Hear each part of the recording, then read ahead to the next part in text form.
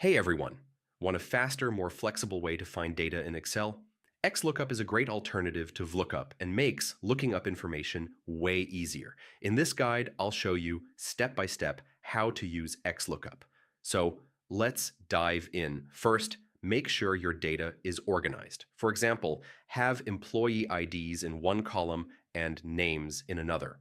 XLOOKUP can look in any column and return values from any other column, so it's much more flexible than VLOOKUP. Click the cell where you want the result, type equals XLOOKUP, and open parentheses.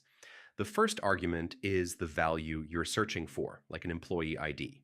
Next, select your lookup array, which is the column containing the values you want to search, and then your return array, the column with the values you want Excel to return. These don't need to be next to each other, which is super convenient.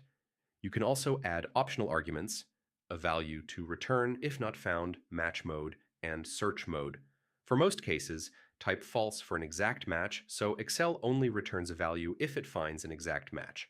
Press enter and Excel will return the corresponding value, then drag the formula down to apply it to other rows. XLOOKUP works great for big data sets and avoids common errors you see with VLOOKUP.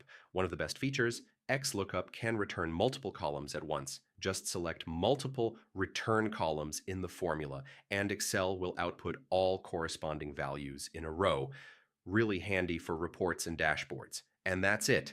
XLOOKUP makes finding and retrieving data in Excel faster, easier, and more reliable. If this helped, don't forget to like and subscribe for more Excel tips. Thanks for watching, and I'll see you in the next one.